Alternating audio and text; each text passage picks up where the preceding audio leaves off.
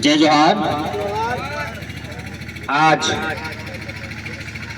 इस महाराणा पूजा पीर की पावन धरा पर इस कार्यक्रम को आयोजित करने वाले, इस कार्यक्रम में पधारने वाले समस्त माता बहनें, युवा साथी, कर्मठ कार्यकर्ता, आप सबकी ओर से उस महापुरुष को मैं लाख लाख जोहार करता हूं, क्योंकि ये जो इलाका है, ये महाराणा प्रताप को पालने वाला इलाका है। महाराणा प्रताप को पालने वाला इलाका है, बड़ा करने वाला इलाका है, उसको खाना खिलाने वाला इलाका है और उसको रणनीति सिखाने वाला इलाका है ये।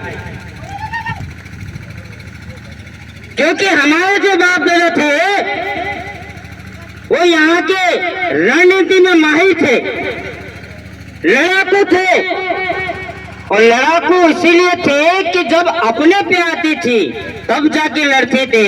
बाकी आदिवासियों का इतिहास देख लो आप कि आज तक किसी कौम पर आदिवासियों ने आक्रमण नहीं किया है, लेकिन खुद की रक्षा के लिए आदिवासियों ने आक्रमण जरूर किया है। तो ये जो इलाका है महाराणा को महाराणा बनाने वाला इलाका है, और उसी के वंजस आप बैठे हुए हो। तो आपको कहीं ना कहीं उस नाम से कहीं ना कहीं ठगा जा रहा है। आपको उस नाम से कहीं ना कहीं ठगा जा रहा है। आपका जो असली इतिहास है वो बता ना करके, ऊपर बता करके ना आपको सिर्फ वोटों की राजनीति ही तक सीमित कर दिया आप लोगों। ये जो इलाका है हमारे क्षेत्र में सबसे ज्यादा भेल यहाँ इस इलाके में बसते हैं, लेकिन उनको कभी हमारा भाई है यूं नहीं माना। सिर्फ वोटों की राजनीति के लिए आपको रानी जाया मिनी जाया बना देते हैं, सिर्फ वोट लेने के लिए। और वोट जैसे आचार संहिता खत्म हुई तो रानी जाया कहीं भी जाए और मिनी जाया तो जाएंगे मीडियो में। खेतों में लोग हमारे मर रहे हैं, कूद रहे हैं, उनको कोई नहीं देखेगा। तो ये सारी चीजें हमारे साथ में हो रही है और हम लोग इसलिए पीछे हैं क्योंकि हम उसकी बातों में आ सके। सारे उन लोगों की बातों में हम लोग आ जाते हैं। कभी हम लोग हमारे इतिहास को कभी नहीं देखा, ना ही हम लोग जानने की कोशिश की।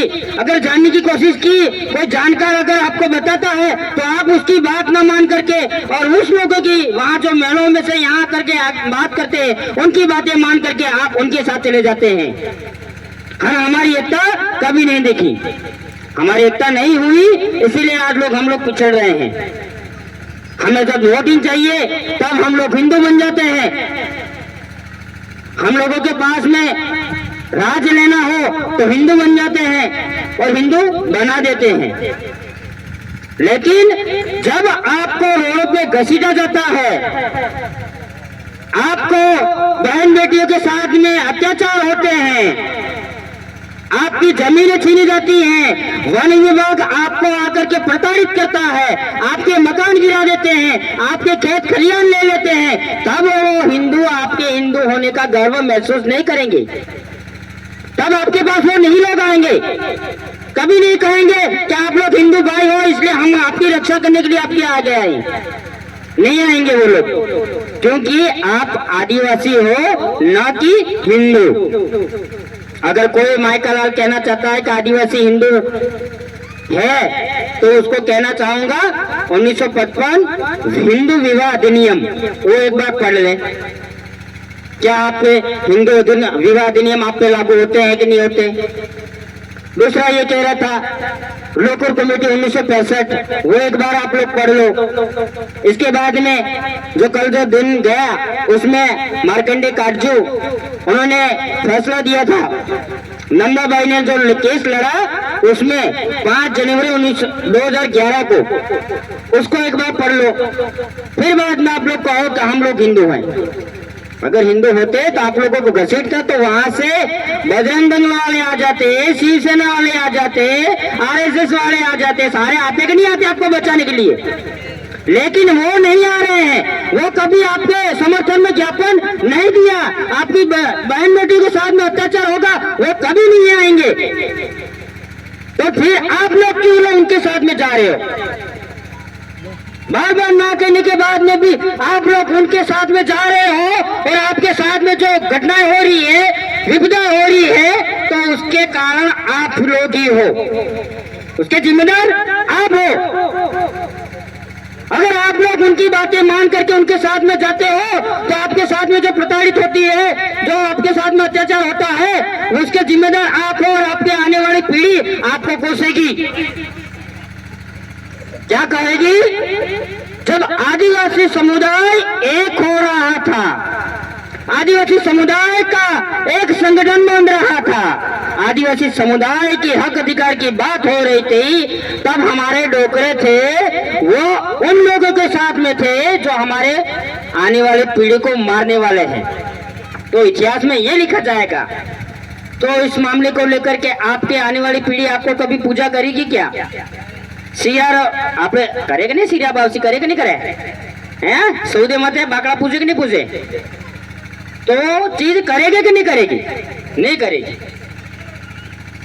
क्योंकि हमें हमारा जो अधिकार है, हमारा जो हक अधिकार है जो मिला है, हम आदिवासी है इसीलिए। और आदिवासी क्यों है हम लोग? आपने कभी सोचा क्या? वो लोग भी दो हाथ वाले हैं, हम लोग भी दो हाथ वाले हैं, उनके भी दो पैर है, हमारे भी दो पैर है, उनका एक नाक है तो हमारा भी एक नाक है। तो हम लोग आदिवासी कैसे? हम आदिवासी इसीलिए हैं कि उनका कल्चर और हमारा कल्चर अलग है, उनकी संस्कृति हमारी संस्कृति अलग है, उनकी रूढ़ी परंपरा और हमारी रूढ़ी परंपरा अलग है, उनका खान पान हमारा खान पान अलग है, उनका पहनावा और हमारा पहनावा अलग है। हमारे लोग ये ताज के बिना रहते नहीं थे, भले लंगोटी पहन के घूमते थे, लेकिन माथे पे ये फेटा बांध के घूमते थे हम लोग। और हमारे में डोकरों में कहावत थी, खाली बेड़ा लेने से निकले तो भाई, खाली बेड़ो लेने जाए कि नहीं जाए? ये काम करवा जाए रवाटे थे कि खाली बेड़ो लेने निकली जाए भाई, हो क्या हकन वगैरह गया कहे कि नहीं क्या?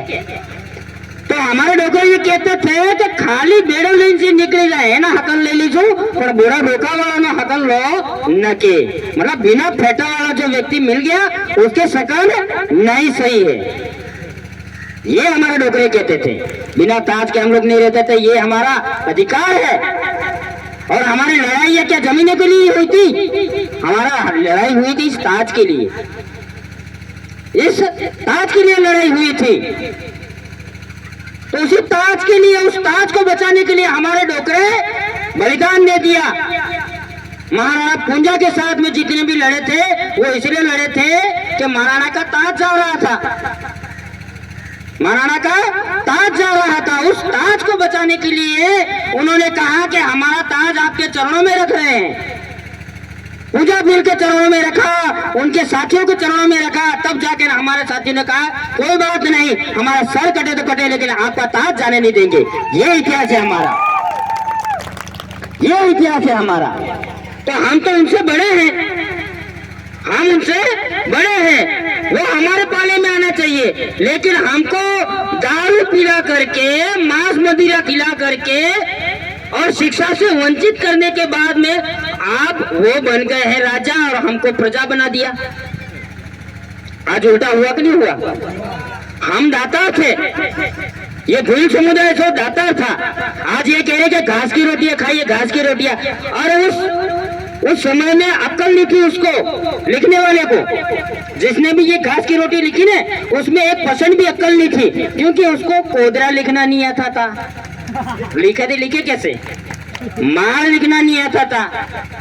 ऐसे धान जो छोटे धान थे, बाजरा जो थे, जौ थे, ऐसा लिखना नहीं आता था। क्या लिखो? तो घास लिख दिया उसने। तो कोदरा तो घास ही है क्या अपने लिए? तो घास जैसा होता था, तो कोदरे का जो नाम था वो घास की रोटियां खाते थे। घास की रोटी आज तक किसी बाप दादा ने नहीं खाई हमारे। कोदरा की रोटी खाई, हमको पता है, हमारे बाप दादा ने। आज हमारे वो बीज है, तो घास की रोटियां खाई थी, तो उसका बीज कहाँ गया? उनके महल हैं, उनके दीवारें हैं, उनके तलवारें हैं, सारा कुछ। ये तो घास की रोटी के बीच कहाँ गया? हमारे तो कोदरा के रोटी खाते थे, आज भी कोदरा है हमारे गांव में, है कि नहीं? कोई पशु वगैरह बीमार हो जाता है या कुछ वैसा हो जाता है, तब जाके कोदरा की रोटी खिलाओ तो बढ़िया हो जाएगा। ये कोदरा खिलाओ तो ये पशु भी बढ़िया हो जाएगा। ये चीजें कहते कि नहीं कहते हमारे? तो यही चीज थी, यही कोदरा के रोटी खिला करके ना उनको मजबूत करके ना वो लड़ाई की। और हमारे बाप दादे मर गए, हमारे लिए कुछ नहीं है, हमारी तलवारें कहाँ पता नहीं, हमारा तेल कामटे कहाँ पता नहीं, लेकिन उनकी तलवारें हैं। हमको क्या कहा कि आपके जो बाप दादा हैं तो आपकी जो तलवारें देख के ना आपकी लाड़ियां रोएंगी, उनकी घरवाली रोएंगी, इसलिए क्या करो, तलवार की उसके साथ में जला दो, कपड़े भी उसके साथ में जला दो, खाट भी उसके साथ में जला दो, बर्तन भी उसके साथ में जला दो। उनके सारे रखे हुए, उनके बर्तन और खाट देखने के लिए हम लोग 200 रुपये 500 रुपये की टिकट देने के लिए जा रहे हैं। और हमारा बाप देखे ले जा के दे दिया आग में, हमारा इतिहास खत्म कर दिया उन लोगों ने, ऐसे ऐसे खत्म किया। हमारा बाप अगर पगड़ी पहनता है, उस पगड़ी को संभाल के रखो, आने वाली तीसरी पीढ़ी उसको पैसा कमाएगी उस पगड़ी से, बताएगी कि ये पूजा वीर के वंशज है, उनकी पगड़ी है। तो आएंगे, दर्शन भी करेंगे, 50-100 रुपये रख भी जाएगा और बैठे बैठे कमाएगा आदमी। ऐसी टेक्निक हमको सीखनी पड़ेगी। उन लोगों ने जिस तरह से हमारे समुदाय को बर्बाद किया है, दारू में बर्बाद किया है, आज बहन बेटियों की इज्जत सही में नहीं है।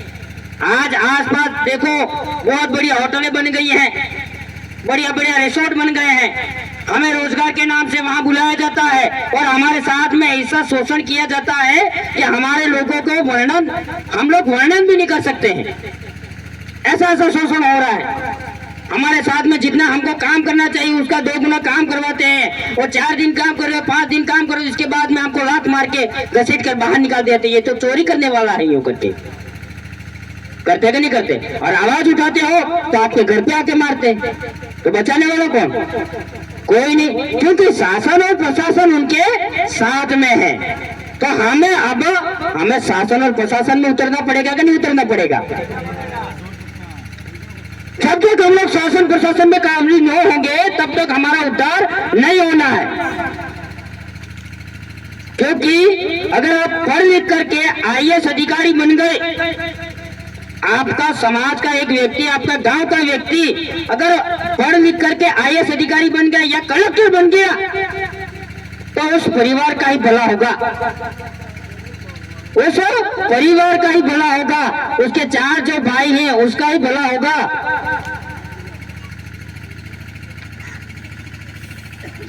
क्योंकि कलेक्टर किसके नीचे है?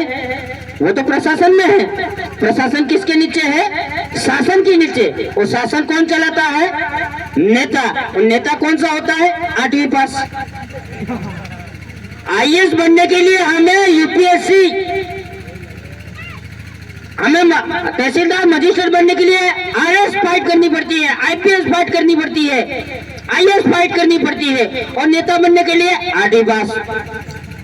8वीं पास नेता बनेगा, कलेक्टर रुमाल लेके घूमेगा, लो साहब ये पूछ लो, ना पूछ लो, आपका वो शेडा आ रहा है। करते कि नहीं करते? वो बेचारा अपने रात दिन मेहनत करके हाथ फोड़ कर फिर बाद में IAS अधिकारी बनता है और 8वीं पास नेता बन करके वो रुमाल लेके घुमाता है। तो हमें नेता बनना चाहिए कि IAS बनना चाहिए? कि नेता बनना चाहिए? नेता बनना चाहिए, तब जाके हमारा उद्धार होगा। ये जो अधिकारी है, यहाँ पुलिस प्रशासन बैठा हुआ है, वो पढ़ लिख करके 17-17 घंटा 18-18 घंटा पढ़ के वो लोग यहाँ अधिकारी बन के बैठे हुए हैं, अपनी जॉब कर रहे हैं, अपनी नौकरी कर रहे हैं और अपना परिवार को संभाल रहे हैं, आसपास के जो परिवार है उनको संभाल रहे हैं। और 8वीं पास कोई नेता आ गया मेरे जैसा तो उनको सलाम ठोकना पड़ेगा। ठोकना पड़ेगा कि नहीं ठोकना पड़ेगा? तो हमें उस प्रशासन को तो आगे रखना है, हमारे बच्चे प्रशासन में भेजने हैं, पर योग्य जो व्यक्ति है उसको हमें शासन में भेजना पड़ेगा। शासन हमें हमारे हाथ में लेंगे तब जाके हम लोग योजना बनाएंगे। क्योंकि ये प्रशासन का काम होता है योजनाओं को लागू करवाना, और योजना बनाता कौन है? शासन बनाता है, नेता बनाते हैं। हमारे बच्चों को दूध देना है कि घी देना है, वो कौन तय करता है? ये नेता करते हैं। हमारे बच्चों को पढ़ाना है कि घुघरी खिलानी है, ये कौन तय करता है? नेता करते हैं। हमारे हॉस्पिटल में दवाइयाँ देनी है कि जहर देना है, ये कौन तय करता है? नेता करता है। तो हमें वहां जाना चाहिए कि नहीं जाना चाहिए? तो फिर हम रानी जाए मेरी जाया करके उसको ही मौका दे दे करेंगे, तो हमारा मौका कब आएगा भाई? अब तो कहना पड़ेगा कि भाई इतने साल तो हमारे बाप दादा ने आपको राज दिया, हम तो वहां उदयपुर में जाके नहीं मांग रहे कि भाई आधा हिस्सा दो। वो मांग भी सकते हैं हम लोग, राज्य चिन्ह आधा हमारा है, हम राज मांग सकते हैं, राज मांग सकते हैं, लेकिन हमें वो राज नहीं चाहिए। आप लोग एक काम करो, राज तुम करो, हमें नेता बना दो। और कैसा नेता? ऐसा नहीं कि फिर बाद में कहेंगे कि कटेरिया जी भी तो आपके समाज से हैं, ये कटारा भी आपके समाज से है, खराड़ी भी आपके समाज से है, ये बाबूलाल जी बने अभी मंत्री, वो आपके समाज से ही कहेंगे, लेकिन उनको नाम मात्र का नेता बनाते हैं और वो शासन प्रशासन वाले जो भी हैं वो उनको चलाते हैं। बाबूलाल जी का एक दिन इंटरव्यू देखा तो क्या कहे, तो 5 बार मैं तो एमएलए रहा, ये 5वीं बार, 4 बार पहले रह चुका, इस बार 5वीं बार है, और मेरा ये केरुआ पुष्प मकान है, तो डूबना चाहिए, तुमको नहीं आया बनाना मकान, तुम्हारे नाम से दूसरे लोग खा रहे हैं। अरे तुम लोग मकान बनाते, आसपास के भाइयों के मकान बनाते, कम से कम गाँवों के, अबे 5 साल के अंदर 5 मकान बनाते, तो 20 साल हो गए आपने राज किया, तो 20 मकान आपके भाइयों के बनते कि नहीं बनते पक्के? तो आपके समाज के पक्के बनते हैं मकान। और बोले रहकर कह रहे क्या, और उन्होंने क्या किया, जो नेता आए और जितने ठेकेदार आए उदयपुर से, उनको आसपास जमीनें दे दी, रोडों पे जमीनें दे दी, रिसोर्ट बना दिए, होटल बना दिए, और अपना खुद का मकान बनाया। मेरे तो केलुए हैं, मेरे केलुए हैं, डूबने नहीं आता है तो तुमको। तो हमें नेता कैसा चुनना पड़ेगा? हमारे अंदर से। आज तक उन लोगों ने क्या किया, जितने भी पार्टी आई, राष्ट्र पार्टी या क्षेत्र पार्टी, जितने भी हमारे क्षेत्र में आई, उन लोगों ने क्या किया, वहां से नेता भेज दिया, ये श्यामलाल आपका नेता होगा, श्यामलाल 8वीं पास। श्यामलाल क्या है? 8वीं पास। तय किसने किया? उस पार्टी वालों ने। और पार्टी में कौन बैठे हैं? आपका जिलाध्यक्ष आपका है क्या? इन पार्टियों में जिलाध्यक्ष आपका आदिवासी है क्या? ब्लॉक अध्यक्ष आदिवासी है क्या? मंडल अध्यक्ष आदिवासी है क्या? प्रदेश अध्यक्ष आदिवासी है क्या? तो टिकट कौन तय करता है? ये लोग तय करते हैं। तो आपका जो हितैषी उसको चयन करेंगे क्या वो लोग? नहीं करेंगे। तो आपको चयन करना पड़ेगा कि नहीं करना पड़ेगा? तो ये लोग अपना पार्टी में आपको चयन करने के लिए प्रक्रिया देंगे क्या? तो उसके लिए अलग संगठन होना चाहिए, होना चाहिए कि नहीं होना चाहिए? और होना चाहिए तो उसकी प्रक्रिया भी हमें मालूम होनी चाहिए।